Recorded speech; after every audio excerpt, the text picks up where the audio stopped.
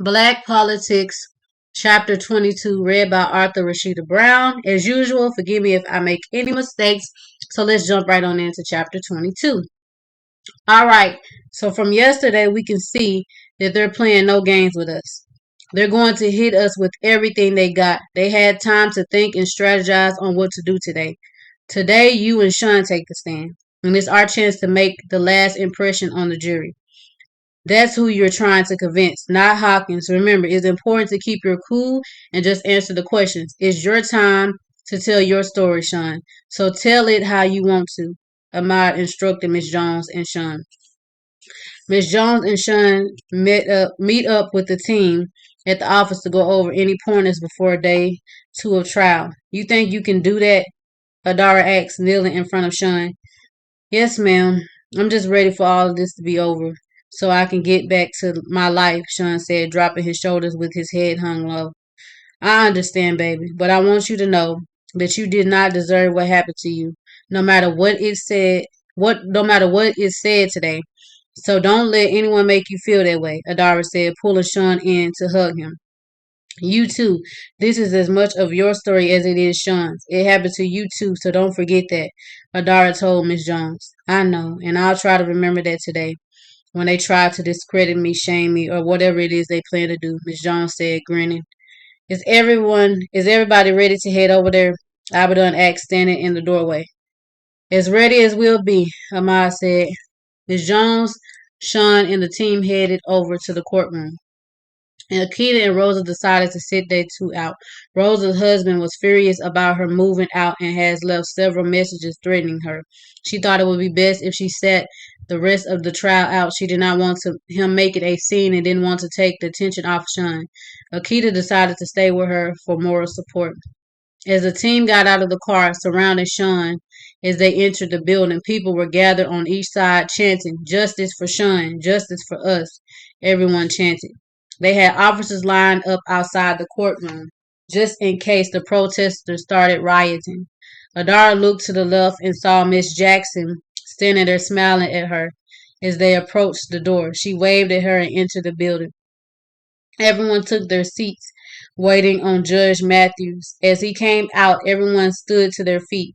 The judge told everyone they might be seated and the trial resumed. Ahmad called Caleb to the stand. Caleb whispered something to his lawyer and then took the stand. Good morning, Ahmad greeted the defendant, Morning, Caleb responded, fixing his tie. Let us get right into it. I have already questioned you before, and I thank you for volunteering that information, Ahmad said. Caleb nodded his head. You stated that you sit in the parking lot at the car wash every day around the same time. Is that correct? Ahmad asked. Yes, it is, Caleb answered. So is it possible that you have seen Miss Jones there on several occasions? Ahmad asked. I may have. Yes, it's possible, Caleb said. So you would have noticed that it's always her and her children only shopping at the store. Objection, Hawkins said. Sustained, Judge Matthews says. Is it true that you pulled Miss Jones over because she was an easy target since there was no man present, just her and her kids? And you knew that, Ahmad said. No, that's not true, Caleb objected. So why exactly did you pull over Miss Jones that day? Ahmad interrogated Caleb. Her brake lights was out, Caleb said. Chief John I'm sorry. Her brake light was out, Caleb said. Chief John hung his head low. Are you sure it was her brake lights? I recall you telling me it was because she failed to signal. Or is it because you had no reason at all? Which one is it? Ahmad asked. Caleb looked over at his lawyer who nodded his head. I may have said that, but it was late, and everything happened so fast, Caleb said. So is it possible that you may have made some mistakes on your paperwork since you cannot recall everything? Ahmad asked. Possibly, Caleb said. It's a yes or no question, Ahmad stated. Yes, Caleb admitted. Ahmad looked over at the jury. Can you tell us what happened that night? Ahmad asked. I pulled them over because they failed to signal. She was angry because I pulled her over. And after I ran her information, I asked my partner Justin for assistance. When my partner asked the boy to get out of the car, he refused. So my partner pulled him out of the car. The mother tried to get out, but I shut her door. When I went to help my partner, the boy was shaking and I thought he was going to do something, so I fired my weapon, Caleb recounted. So is it safe to say that you felt threatened and you did that at the moment and you did at that moment what was necessary, Ahmad said. Yes, I did, Caleb said. Help me to understand. You pulled Miss Jones over because she failed to signal or because her brake light was out. For whatever reason, you said she had an attitude, which means that it had nothing to do with her 10-year-old son. So why not pull her out of the vehicle if it was necessary? Why her 10-year-old son, who had absolutely nothing to do with the situation? He was on the passenger side. So at what point did you feel threatened by a 10-year-old boy? Wasn't it when your partner pulled him out of the car and slammed his head on the pavement, causing him to have a seizure? Or was it when Miss Jones tried to get out of the car and you slammed her door shut? Or when you stuck your head in her car window to threaten her, to hurt her younger children if she got out of the car? Explain to me how you felt threatened, but you were the one making the threats, Ahmad said. Caleb's face and palms were full of sweat. He raised his left hand, wiping the sweat out from his face. I was nervous, and I thought if I were firm with her, she would be quiet, and it worked, Caleb said. Is that what you call being firm, threatening to hurt her other two children? Ahmad asked. Isn't it true that the moment you threatened Miss Jones and her two younger children, that you already planned on doing that to Sean? Ahmad asked. Objection, Hawkins' demand. Sustained, the judge said. No, Caleb yelled, standing to his feet with his body drenched in sweat. He looked over at his lawyer and Chief John, who signaled him to sit down. Sorry, Your Honor. No, I didn't plan on shooting him. It just happened, Caleb said. No further questions, Ahmad said, taking his seat. Hawkins walked over to Caleb. Can you tell us how often you're in fear for your life when you're out on the field? Hawkins asked. All the time, Caleb said. So every day that you go to work to protect and serve, you fear that you might not make it home, Hawkins asked. That is correct, Caleb said. So the day that you pulled Miss Jones over, it's safe to say that you were already in fear when you pulled her over. Yes, it is. You never know how these situations will play out. Sometimes we don't have time to think about it. We just have to use our best judgment, Caleb said. Do you think you used your best judgment that night? Hawkins said. Asked. Yes, I do. As unfortunate as it is, I was doing what I had to do to protect my partner, Caleb said. No further questions, Hawkins said. Officer Caleb stepped down from the stand, nervously looking at everybody as he walked by. Ahmad called Officer Justin to the stand. Officer Justin, can you tell us from your account what happened that day? Ahmad asked. Yes, like my partner stated, he usually sit there at the car wash around the same time every day. So I usually stop by several times to check on him, Justin said. So it was not unusual for him to be there, Ahmad asked. No, it was not, just the answer. Did you know initially from the time Officer Caleb started following Miss Jones why he was doing it? Ahmad asked. No, I didn't, Justin said. So he didn't say anything. He just pulled out and started following her. Ahmad asked. He just said, I got one. Follow me. And so I did, Justin said. I got one. What does that mean? Ahmad asked. Justin looked over at Caleb and Chief John, who didn't have to say a word. His eyes were threatening enough. Next, Justin looked at his wife, who was sitting behind them. She smiled and nodded her head. It was the game we played, Justin said. What kind of game? Ahmad asked. We had this quota that we had to meet. It was a game we played on how many people of color we could get. And when you say get, do you mean kill? Ahmad asked. Not exactly.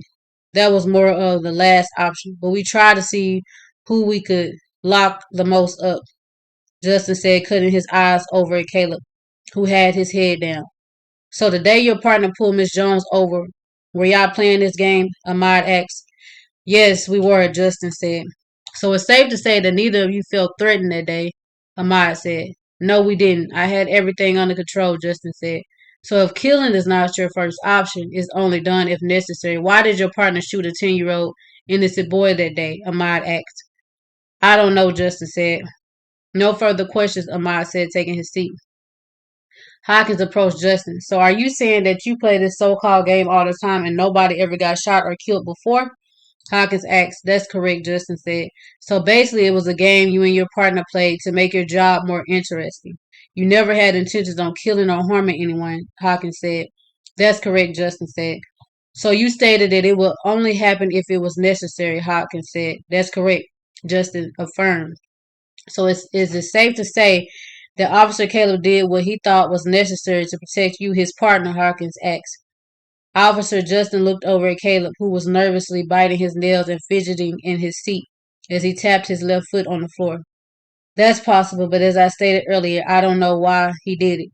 I don't know what he was thinking at that moment, Justin said. In fact, it was you who pulled Sean out of the car, right? Hawkins asked. Correct, Justin said. So did you fear for your life? Is that the reason you used excessive force? Hawkins asked. Not necessarily. I was just irritated when he refused to get out of the car, Justin said. So it's safe to say that if you had never pulled Sean out of the car and slammed his head on the pavement, Officer Caleb would have never shot him. Hawkins asked. I had it under control. There was no reason for him to come over there and do what he did. I own up to my mistakes in all of this. There's no way I could know what he would have done, Justin said. No further questions, Hawkins said. Justin stepped down from the stand and he went to sit by his wife. You did great. I'm proud of you, Lisa whispered, leaning on Justin. The court took a 30-minute recess. Sean, Miss Jones, and the team met in the conference room. Okay, so we don't have long. Let's go over some more practice questions to prepare you both for the stand. Hawkins will not be easy on you. He does not see you as a child, but as someone who can potentially ruin his client's life. So remember that we talked about. Remember what we talked about. Ahmad told both Sean and Miss Jones. Who's ready to eat? Amina said, bringing in lunch for everyone. Sean looked over at the mouth-watering food. Go ahead, Ahmad said, shaking Sean's hand. They quickly eat their lunch and practice answering questions. Once the 30 minutes were up, they all headed back to the courtroom. Everyone sat quietly, talking to one another as they waited for everyone to return. Once everyone who needed to be there was there, they called Miss Jones to the stand. Miss Jones, we have heard many accounts of what happened that day, but we haven't heard it from you. Would you mind telling us what happened that day? Ahmad said. Miss Jones nodded her head.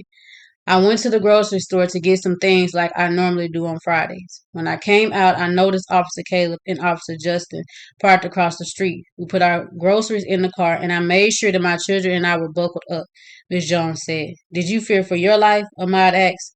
Yes, I did, Miss Jones answered. I have seen how they handle people and have heard many stories of them harassing people. I didn't want to be a part of it, so I made sure to use my signal when I turned, Miss Jones said. So not only were you and your children buckled up, but you used every precaution to make sure you did everything right, not to get pulled over, then still ended up getting pulled over. I imagine that would have made you upset, Ahmad said, looking at the jury. Yes, it did, but I knew better than to get too upset, Miss Jones said. Can you tell us what happened next? Ahmad asked. After he pulled me over and asked for my information, he refused to tell me why I was being pulled over, Miss Jones recounted. So not only did he not have a reason for pulling you over, but he also failed to tell you why.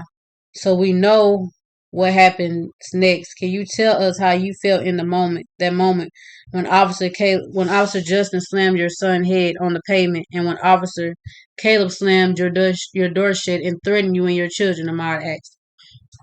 I felt threatened, scared, and hopeless. I couldn't protect my babies, and that's a mother's fear, Miss Jones said, wiping tears from her face.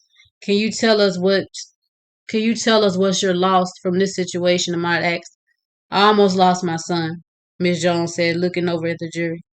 I'm stacked up with medical bills that I'm not able to pay. I'm trying to get through the trauma myself while helping my children get through it. I lost my home, my job, and my finances. I have been threatened, Miss Jones said.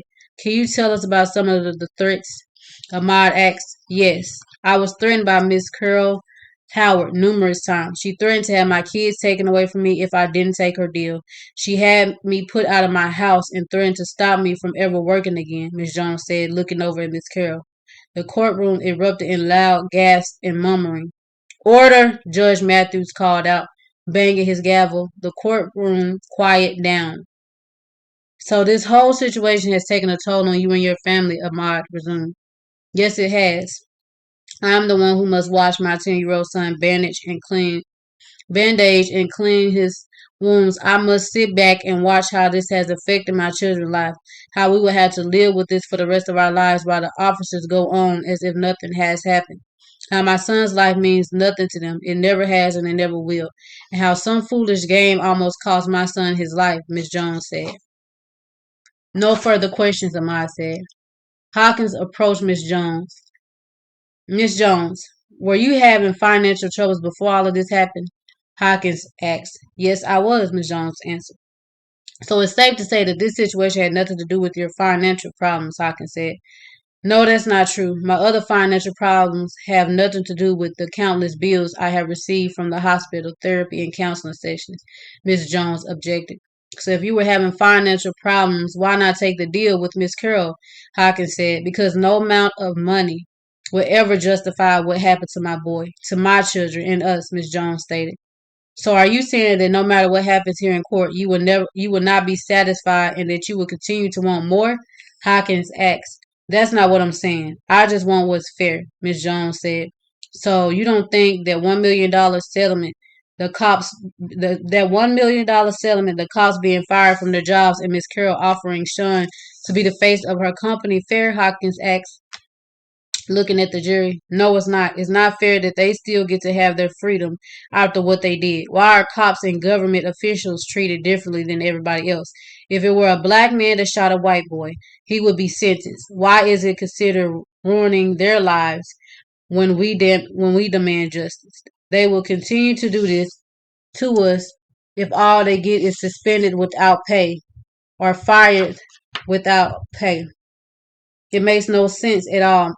Had Miss Curl not threatened me, I probably would have considered the deal. But it was all about her motive. I'm not asking for much. I just want the officers involved to pay for what they did and investigate this corrupted department. I don't care about your money, Miss Jones said. No further questions, Hawkins said, sitting down.